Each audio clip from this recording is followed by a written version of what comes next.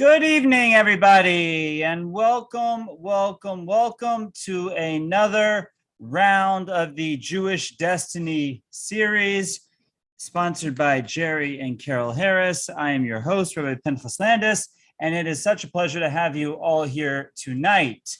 A few quick commercial announcements before we get rocking and rolling. First of all, if you haven't checked it out yet, we are just over halfway through our 30-day Elul Learning Challenge. Don't worry, it's never too late to get involved. There's something for everybody there. You can go to www.elulchallenge.com to sign up to see the daily learning opportunities.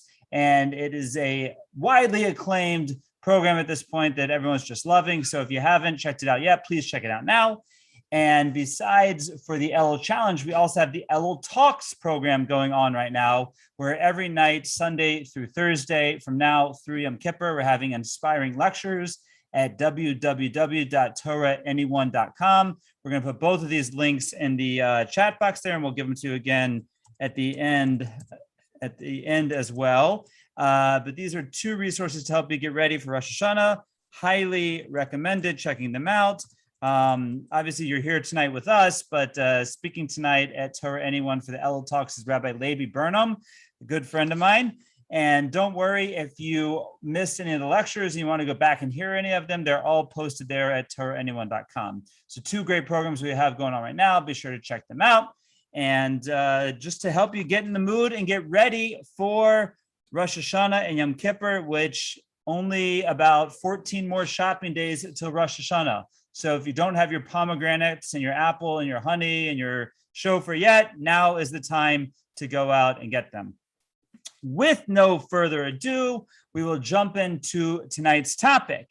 Tonight, we are continuing with the monarchy, actually the split monarchy in Israel. But I realized that I was remiss in covering a certain point last week, and that was that we briefly mentioned the concept of the Queen of Sheba, and I said we will get back to it, and then I realized that I never gave any kind of explanation or context. The only thing that I did say is that the daughter of Pharaoh, who was the first, we'll say, converted princess, the converted queen of King Solomon, is not the Queen of Sheba. They are often confused with each other. And the daughter of Pharaoh was the first foreign queen that Solomon took, and a lot of the blame that we'll discuss tonight for the splitting of the kingdom, for Solomon's ill-fated reign, came because of his marriage to her. But that was the beginning of the plan that he laid out of trying to make world peace through marriage alliances. And in many ways, the culmination of that, or the representation of that not going so well, was representative in the relationship of the Queen of Sheba, because the idea was that through his spreading things to the world, speaking to the world and getting his message out to the world, that nations of the world would all come to seek a relationship with him. And that is what is represented in the story of the Queen of Sheba. Now, you'll hear those say that Solomon married the Queen of Sheba. One thing is for certain, he did not marry the Queen of Sheba. There's no source that says he married her. There is one source, and that is Rashi, that says that he did father a child with the Queen of Sheba. In other words, that he did have relations with the Queen of Sheba, but he never married her. And Rashi says that's part of the arguments levied against King Solomon, because the descendant of that child that he had with the Queen of Sheba was none other than Nebuchadnezzar, who will eventually destroy the first temple that Solomon built. So in many ways, we look at those two relationships, which are the only two relationships described in the book of Kings that Solomon had, one being with the daughter of Pharaoh, the second being with the Queen of Sheba, which represent what Solomon was trying to do, but ultimately it was ill-fated and it led to the splitting of the kingdom, and we will address that further tonight. So just that was a hanging chat from last week's discussion, and now we will go further into the kingdoms of both Judah and Israel. So the first two kings after Solomon, as we went into last week, were Yerovam ben Nevat of the northern kingdom and Rechavam, the son of Solomon of the southern kingdom, both of which were regarded as wicked kings, both of which were regarded as terrible kings. Yerovam more so than Rechavam. In fact, Yerovam is one of the three kings mentioned in the Mishnah and Sanhedrin of Ein Lechelik Ba'olam Haba, that he has no portion in the world to come.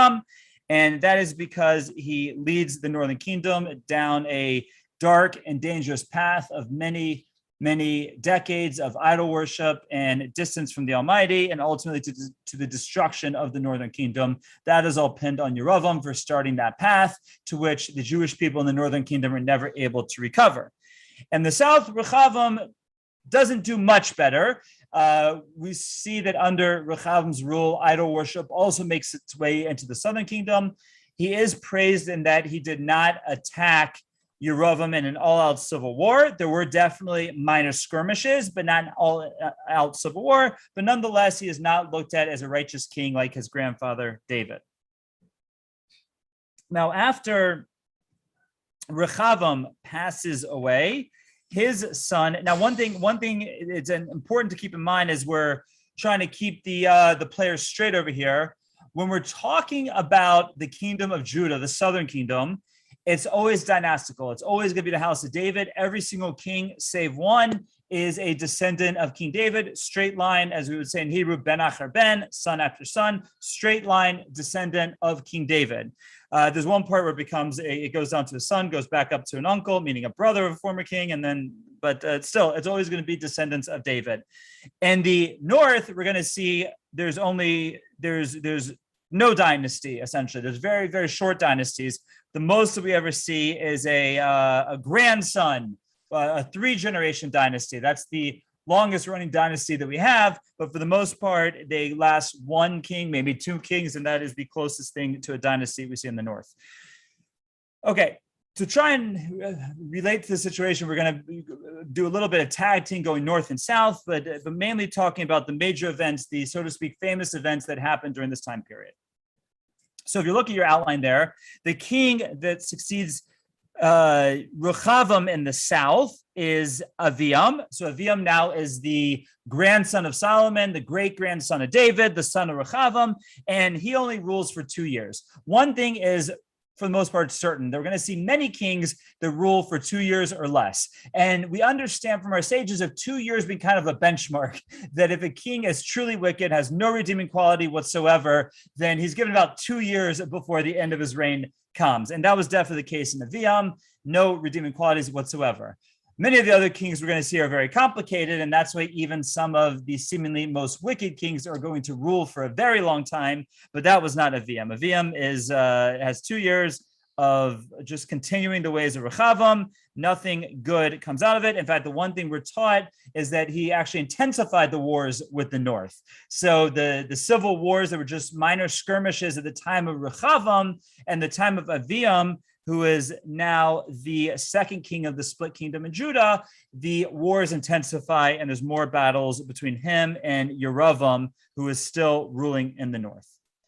But then enters our third king of the southern kingdom, none other than Asa, King Asa of Judah, who takes over the throne in 2983 on the Jewish calendar, 778 on the secular calendar. And the prophet tells us in the book of Kings is a throwback to his grandfather, King David. He is considered a completely righteous king. He gets rid of any of the idol worship that had seeped its way into the southern kingdom, and he tries to truly lead a righteous kingdom like David, his, at this point, great-great-grandfather did. But now we see something interesting happen. So Asa becomes the king, and as we said, 778 before the Common Era. Yerovam ben Nevat, the terrible first king of the northern kingdom, dies in the year 776 before the Common Era, and his son Nadav only rules for 1 year, again because he was just as bad as his father, if not worse, and he only rules for 1 year until he was killed. And by the way, that's usually how these dynasties end in the north. They're going to end with a lot of assassination. like you thought the Romans and Roman history with all the Caesars and the deposing of the many Caesars and the year of the year of the three Caesars, I think, if I remember correctly. But we're going to see a lot of that happen in this northern kingdom. So Nadav, the son of Yerovam, takes over after Yerovam in the north. He only lasts for 1 year until he is assassinated by Baasha. Now, at this point, Asa, the king of Judah, sees what he feels is a golden opportunity. So if you do your math, in the Jewish year 3000, which is 17 years into the rule of Asa, this now is 30. Okay, this is going to be for the mathematicians in the room. This is for you. So in the year 3000, in the 17th year of King Asa, that is now the 36th year since Solomon married the daughter of Pharaoh. Now, why is that significant? Because if you were paying attention last week, we mentioned that Solomon was married, had this ill-fated plan of marrying many wives, trying to make national peace through marriage, or international peace through marriage, world peace through marriage. The policy went on for 36 years. He ruled for 40 years, and the policy went for 36 years. So in the beginning of the the 5th year of his reign is when he marries the daughter of Pharaoh, beginning 36 ill-fated years of his rule. So we understand that the punishment, so to speak, of the kingdom being split from Judah was a 36-year decree. So now when Asa enters his 17th year of rule and the Jewish year 3000, the secular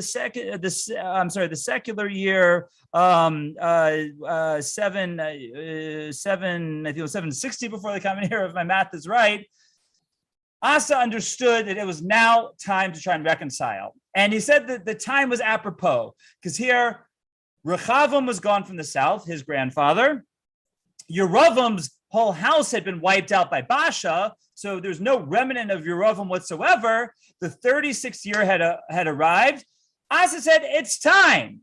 And he actually extended an olive branch to Baasha in the north, to which Baasha, lock, stock, and barrel, rejected. And not only rejected that, but he waged a war against the South. So now we see intensifying the conflict, the civil war between the northern kingdom and the southern kingdom. And Asa is able to be successful in that war, and he pushes back Baasha, because Baasha was, again, just a terribly wicked king.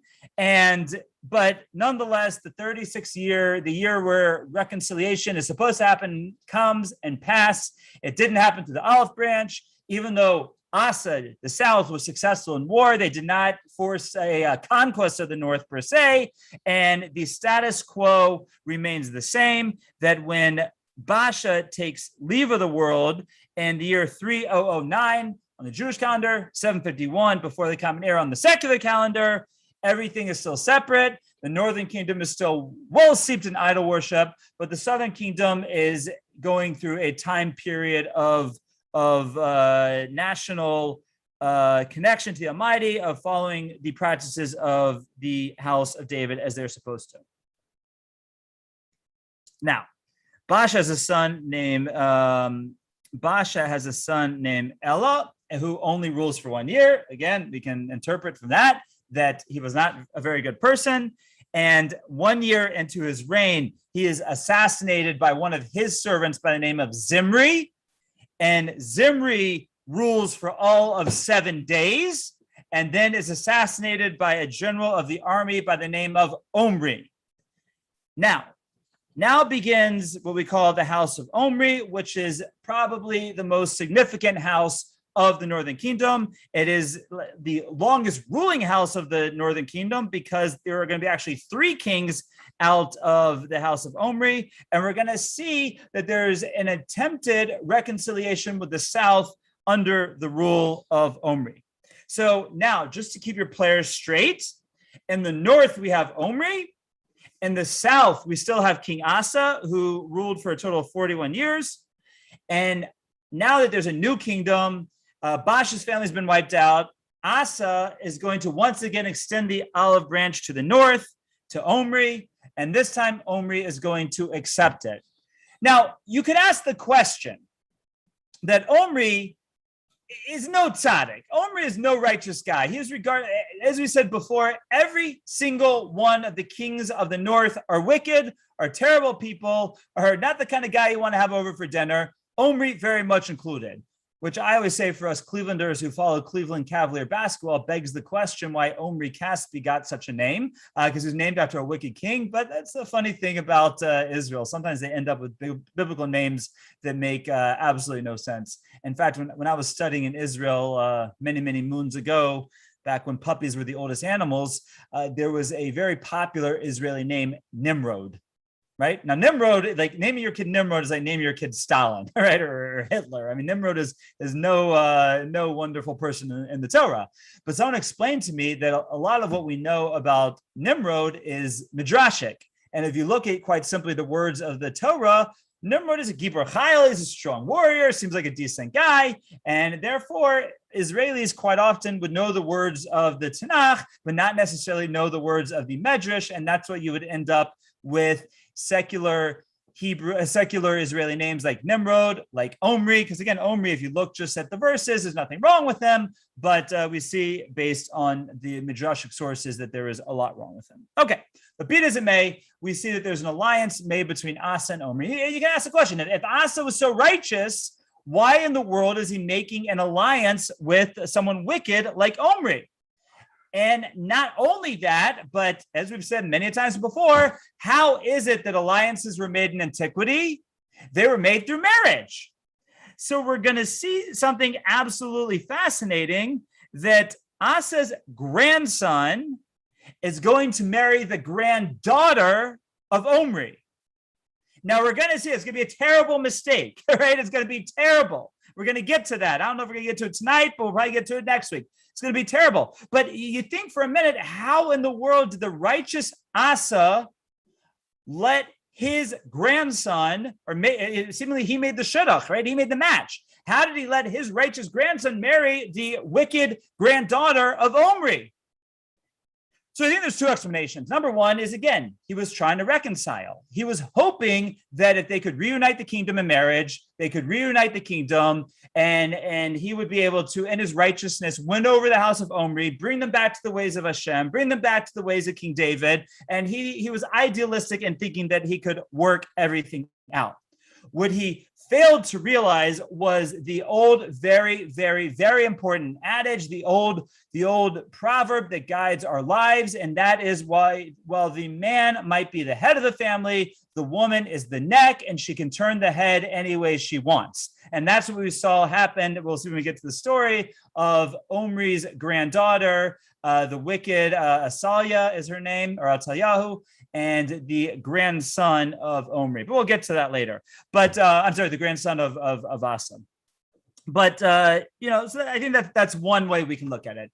The other way is we have to remember that, believe it or not, we're talking about the year 750 before the Common Era, so mid 8th century before the Common Era. This is right 27,500 years ago, right? I don't know if you realize this, but that was like before social media, and that was before smartphones, and that was before the news media. And while I'm sure you still have paparazzi and all these things to a certain extent, we have the hindsight of time. We're able to look at the words of the prophets, and then that's how we're able to piece together history. So we can have a 64,000 foot or 30,000 foot perspective on this. But Asa didn't necessarily have that perspective. And even though he was righteous, he might not have known quite how bad the house of Omri was to begin with. Again, we're looking at it with the distance of time, and we're going to see that Omri was bad, but his children were even worse. So we can also add to what we said before and saying that quite possibly Asa does not have the full perspective, and therefore seeks to make peace, seeks to reconcile the northern kingdom and the southern kingdom, marries his grandson off to the granddaughter of Omri, making such an alliance. Okay, so now we have something very interesting. By the way, somebody just texted me they're having trouble with the video and the audio. Is anybody else having trouble? If you can put in the chat box or raise your hand. Everyone else can see and hear okay? Okay. I guess it's just, yeah. Hopefully everyone else is okay with, yeah. Okay. So we have this very interesting situation where the two kingdoms are married together. We're going to see it does not lead to reconciliation. Okay. We're going to come back to that more next week because there's more to that story. First of all, we'll pause at this point. Are there any questions at this point? I know we've been, trying to follow the lay of the land with all the names. It can be complicated. So if there's any questions, you can put in your chat box or unmute yourself. And if not, we'll just keep going into the story. Okay.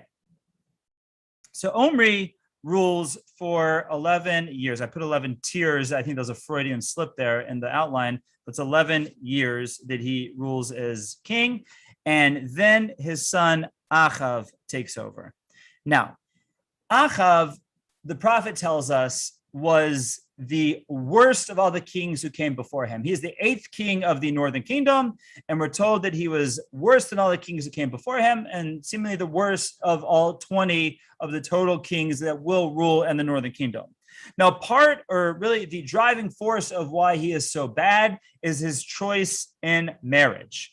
He marries a lady by the name of Izebel, or Jezebel, who comes from Sidon, a foreign country. And we see that she is just a terrible influence on him, on the country, that she brings idol worship throughout the country. She brings in her idol of choice, which is the Asherah, and just brings the northern kingdom as low as they were before. She brings it to the lowest possible state. Again, going with that adage that the man might be the head, but the woman is the neck. So even though Achav is held accountable very much for what happens, we see that a lot of it comes through the hands of Jezebel. Now, one of the big questions that comes up is whether or not Jezebel was even Jewish.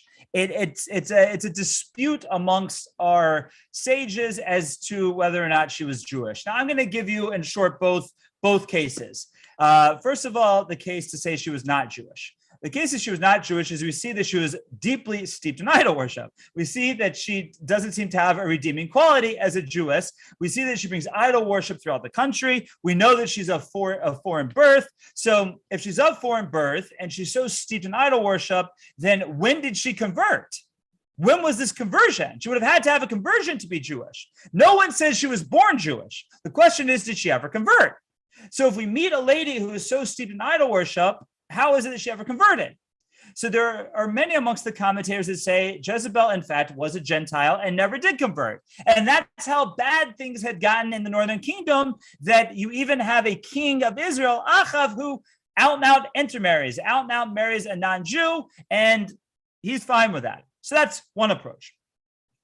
The problem with that approach is, as we're going to see, Jezebel's daughter, as we mentioned before, is Athaliah. She is going to marry Jehoram in the southern kingdom, which will make her the queen of the house of David. And it is going to be her descendant, I'm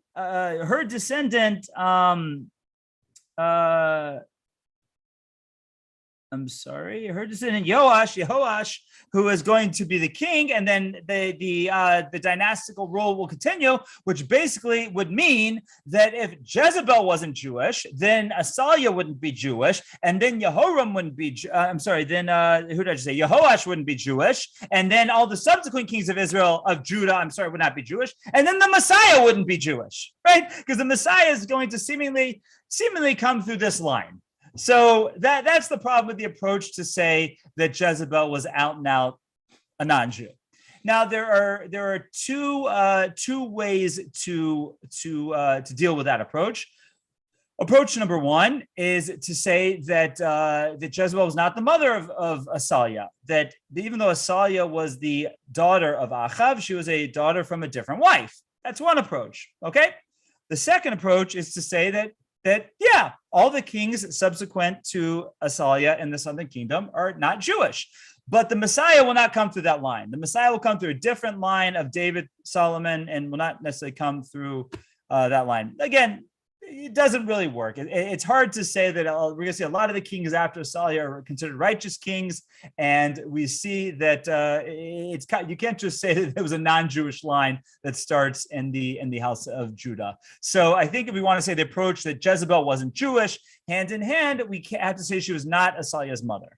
On the flip side, I think that what works out a little bit better is to say that she did in fact convert at some point, but like all those wives of Solomon, eventually goes back to her ways of idol worship, and we meet her after she has already rescinded back into her earlier ways of idol worship. So I think that's the safest way to understand it. So I would like to posit that Jezebel was in fact Jewish, or did at some point convert to Judaism, and it just rescinded back into her ways of idol worship.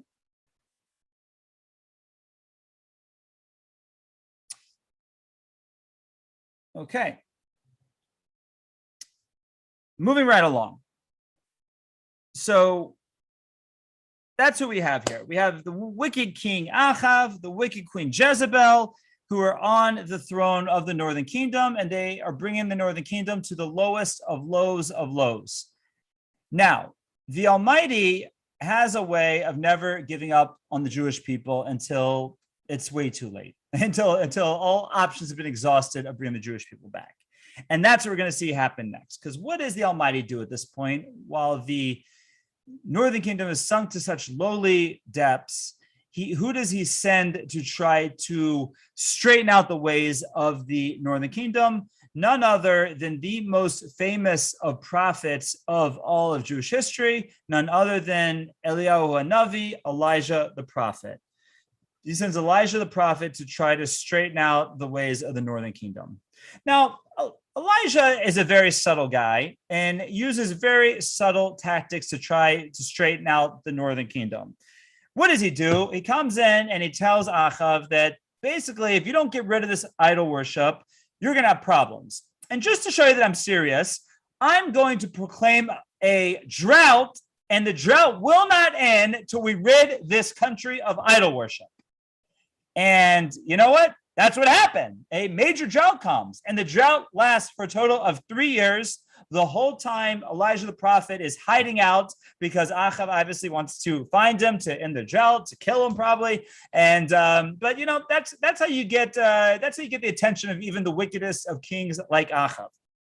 So for 3 years the drought lasts, and for 3 years Achav is looking for Elijah the prophet, trying to get the drought to come to an end. And we see something fascinating during this time period, that while Elijah is hiding away from Achav, our sages tell us that how is he sustained? He is sustained with food from Achav's palace.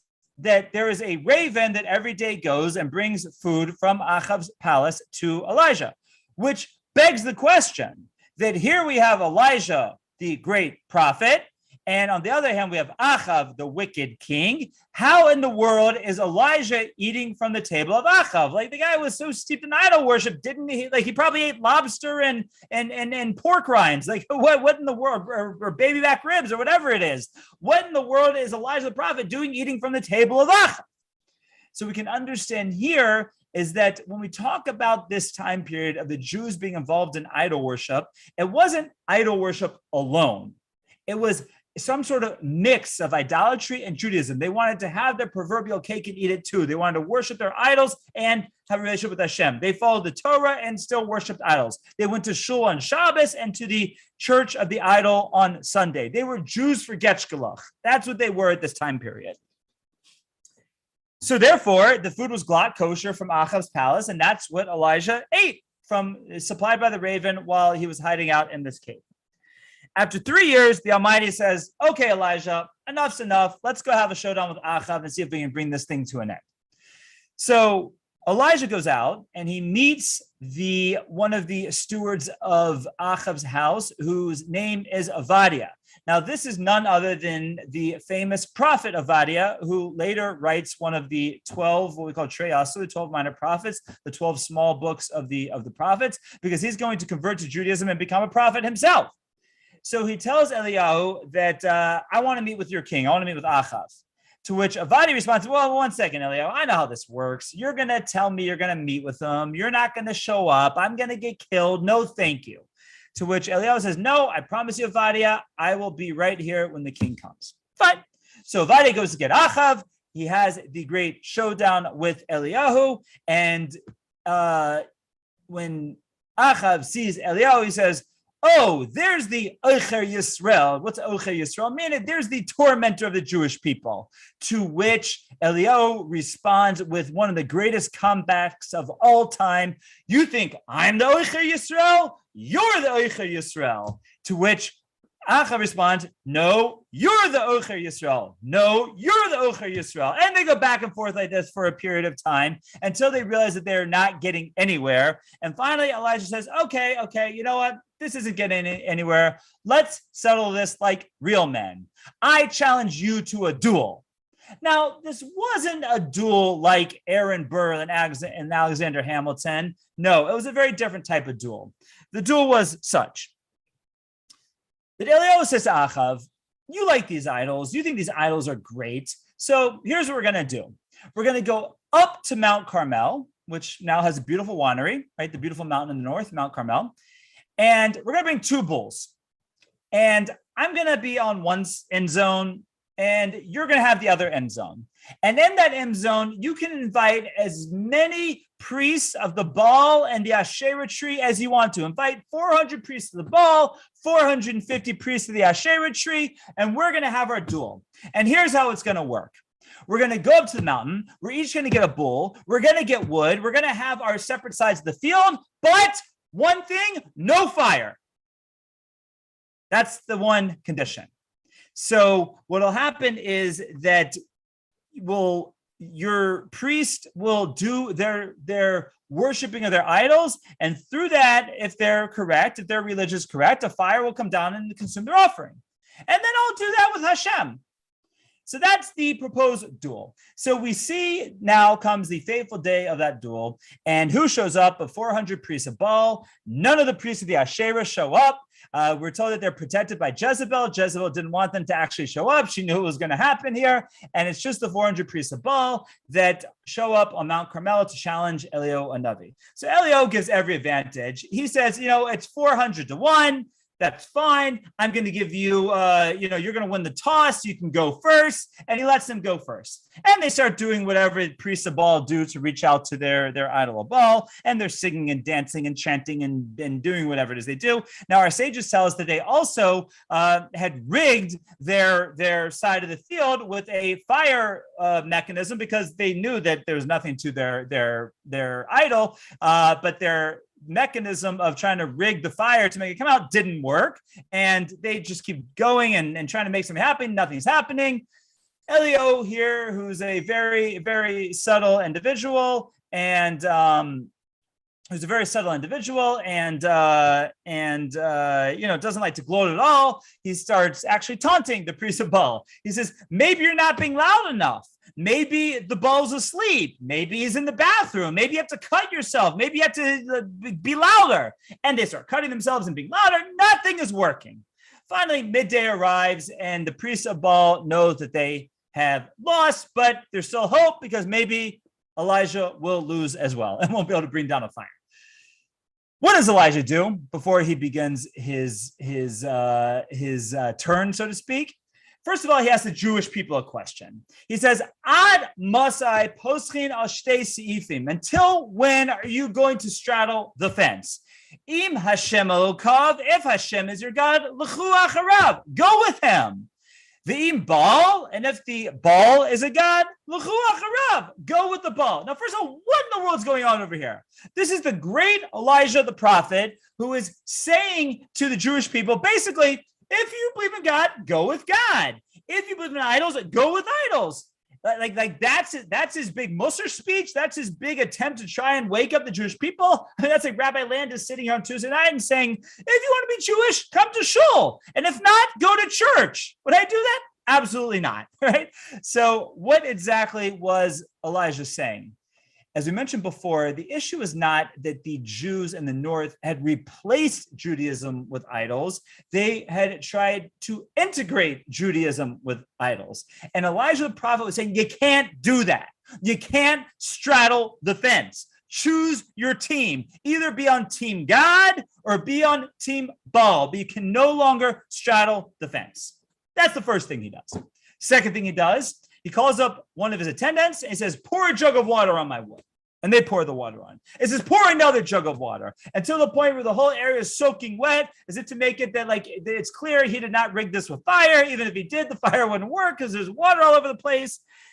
And then he says the short prayer of Aneni, Hashem, Aneni, answer me, Hashem, answer me. A fire comes down from heaven, consumes his offering. The whole Jewish people are looking and they say, Hashem hu Elokim, Hashem hu Elokim, which means Hashem is God. And those are the words that we say at the end of Yom Kippur. We say it 7 times. And match point goes to Eliyahu Hanavi, to Elijah the prophet. Achav lets him do what he wants to the priest of Baal. He slaughters all 400 of them, and Eliyahu wins the day. Jezebel, who didn't show up to the event, here's all about it. Achav comes home. He's impressed. He's wowed by the antics of Elijah, and he's telling Jezebel about it. And Jezebel says, "Oh, okay, that's great. Well, we're going to kill him tomorrow." Kill me tomorrow, says Eliyahu. What do you mean? I just had the whole Jewish people in the palm of my hands. They all said, Hashem is God. I won the war. I won the battle. I won the duel. What do you mean you're going to kill me tomorrow? To which Jezebel was saying, okay, yeah, you have them in the palm of your hand today, but it's only going to last a day. And by tomorrow, the whole thing will have worn off and be gone. Everyone will have forgotten about it. And therefore, we're going to kill you tomorrow. To which Elijah, the prophet, says, you know what? You're right. This didn't work. I'm done. And he goes off into a forest, goes off into the desert, basically to die. He gives up. He says, I'm done. I can't help the Jewish people. There's nothing I can do over here. While he's off in the forest, takes no food. God meets up with him. He says, Elijah, you got to eat something. And he gives him something to eat. And this says, Elijah, let's go for a trip. And he takes Elijah to Mount Sinai. And while on top of Mount Sinai, he says, Elijah, let me show you something. And he makes this big windstorm and makes everything go crazy. And the trees fly all over the place with the wind, a powerful windstorm that's never been seen before. And God says to Elijah, Elijah, you like that? Elijah says, yeah, God, that's great. He says, well, watch this. And then he makes a huge earthquake and the ground opens up and everything falls in. And it's a massive earthquake like it's never been seen before. And God says, Elijah, you like that? He says, yeah, God, it's great. He says, you haven't seen nothing yet. And then he makes a big fire come in and it consumes everything. And it's a fire like it's never been seen before. And God says, Elijah, you like that? And Elijah says, God, it's beautiful. And God says to Elijah, Elijah, you got it all wrong. You think that this is how you impress upon and influence and get the Jewish people to change? You think you do it by big pomp and circumstance, by big sound and splendor, by big acts of wonder? You think that's how you influence people? No, it doesn't work. It might work for a day, like Jezebel said, but it doesn't have a long-term effect on the Jewish people or anything else. How is it that you influence the Jewish people? You influence the Jewish people through kol demama daka, through the quiet, constant, consistent voice. That's how you have an influence on the Jewish people. Day in, day out, that quiet consistency, the quiet, consistent voice. That's how you can have a positive effect on the Jewish people. The Jewish people don't respond to miracles. Those last a day and then they're fleeting. They have a place, they have a purpose. Don't get me wrong, says God. But if you want to have the true lasting impact, it's got to be day in, day out. And Elijah says, okay, but what do I do now? He says, Elijah, you got a problem. Your problem is you think you can give up on the Jewish people. And I'm going to show you you can never give up on the Jewish people because you're going to have a special place in history. And that is that as your days come to an end here on earth, you're not going to die. You're going to ascend to heaven in a fiery chariot, and you're going to be one of the people who ascends to heaven without dying. But don't get too comfortable because I'm going to send you back down to this world countless times to do numerous things. First of all, whenever the Jewish people are in peril, you're going to be there to bail them out. Number two, that whenever the Jewish people show that they are still with me, you're going to be there to witness it. Every time they bring a baby boy into my covenant through the bris milah, they're going to set a chair for you, the kisa shelio, the chair of Elijah, and you're going to be sitting there watching. Generation after generation, year after year, the Jewish people will never forsake the Almighty as they will continue to bring their children into the covenant of Abraham. And every year when they celebrate their their freedom, their independence, their emancipation from Egypt, their beginning of a nation, the beginning of our true relationship at a Pesach Seder, you will show up to witness it. That's number 2 of your jobs. And what's number 3? Then the end of it all, when we finally bring history to its culmination and the Messianic era comes to be, you're going to be the one to herald in the Messianic era, to announce the coming of Mashiach, to announce the reinstitution of this monarchy of David, which will not survive this time, but will eventually last forever. You're going to be there to herald it in, eating a big piece of humble pie, saying, I was wrong. I gave up on the Jewish people, and you can never give up on the Jewish people. And that's the eternal lesson we get from Eliyahu Hanavi after his great showdown on Mount Carmel. But as we said, it did not have a lasting effect on the Jewish people. And Elijah's role is basically finished at this point. He passes the mantle of leadership to his number 1 student, to Elisha. And not only that, we're going to see eventually the House of Omri will also come to a very enigmatic ending, but not before the House of Omri mixes together with the House of David in the south. And we're going to see that that leads to some very, very, very detrimental situation. So what happens down in the south? So at this point, Asa has died, and Asa's son Yehoshaphat takes over, who is also a righteous king, but he's the one who makes the formidable mistake that we mentioned before, and marrying off his son to his name is Yehoram, marrying off his son to the daughter of Achav, to a lady named Asalia, who is a terrible, terrible woman. So now we see a crazy thing. We see that the north and the south are in peace. We're going to see that Achav and Yehoshaphat are mechutanim, right? Because they married their kids off to each other. And we're going to see that Yehoshaphat tries to be righteous, but we're going to see there's an influence of Achav on him. In fact, there's even a situation where they go to war together and they want to ask the prophet what to do. And Yehoshaphat asks the prophet Michio what to do. And Achav disparages the prophet the whole time. It's a very interesting scene just to understand the dynamic of what went on at the time that's explained in the Book of Kings. But nonetheless, we're going to see that Yehoshaphat, his rule comes to an end. He rules for a total of 23 years. Eventually, Achav's rule comes to an end, and his son takes over for, again, the short 2 years. And then you have his grandson, whose name is Yehoram, take over, which is also interesting that we have just with the naming of children, that we have the same name, essentially, of the king of the north and the king of the south. That we have Yehoram in the south, who is married to Asalia from the north. And then we have Yehoram in the north, who is the nephew of Asalia, who's now in the south. Like, again, this is like the soap opera like you've never seen before. But what's going to happen now is Yehoram is, we had this long tenure of righteous kings with Asa and Yehoshaphat in the south, but it's going to come to an ill-fated end with Yehoram in the south, who is going to be influenced by his wife from the north, influenced by the house of Achav, and really will lead in the south like Achav did in the north. He'll start off by trying to consolidate his rule by killing all of his brothers to make sure that he is the one who will get the throne. And we're going to see that in a short period of time, in the short rule that he has, all of his sons are going to die in battle, except for one by the name of Achaziah. And basically, at this point now, we're going to see that the south has sunk to the level of the north, and they're intermarried together. And it is really just a terrible, terrible situation. Enters a man in the north by the name of Yehu. Now, Yehu is going to be probably our most redeemable king in the north, because number one, he has the job of wiping out the house of Achav, and which he does successfully. He wipes out all the descendants of Achav in the north, and we're going to see he even takes care of our friend Atalia. We haven't described it too much yet, but Atalia in the south, totally doing away with the house of Achav.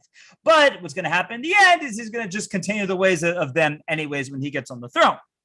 So that's Yehu, and even though he does us a favor of getting rid of the house of Omri, the house of Achav, he eventually just perpetrates whatever it is that they were doing when he takes over in the Jewish year 355. Now, let's go back to the south for a minute. So you have Yehoram and his wicked wife Athaliah. Yehoram killed out all his brothers, and then he is eventually killed in war. His only surviving son is Achaziah, and Athaliah, his mother, wants to make sure that to consolidate the rule for her son, for Achaziah. So what does she do? She wipes out every other living heir of the house of David. So only be her son, and eventually her son's gonna die, and she's gonna be the queen. And she's going to make sure that she is the only quote, even though she's just married in, she's not blood, but she's going to be the only possible ruler, and it'll all go through her children specifically. And she wipes out every descendant, including her own children, from the house of David. Now, there is one descendant, Yehoash, who is saved at this point. Now, how is Yehoash saved? Because, again, you can't make this stuff up. It's the greatest soap opera of all time. Athaliah has a daughter by the name of Yehosheva, and Yehosheva is married to the Kohen Gadol, whose name is Yehoyada, and they save Yehoash. They hide him out in the temple, not only in the temple, but in the Kodesh Kodashim, the Holy of Holies.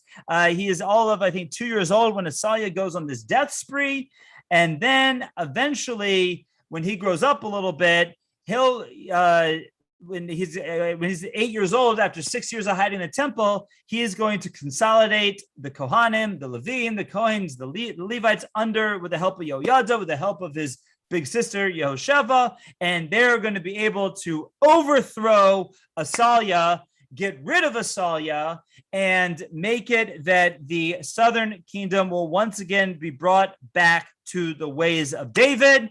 And in many ways, Yehoash will be successful in bringing the house of David back to the ways of David, and in many ways is regarded as a righteous king.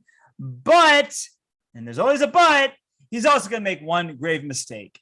And that is that as he goes on with his rule, he starts to realize that he's pretty special. Like, he's the only living descendant of the house of David. He somehow survived his evil grandmother trying to wipe out the whole house of David, and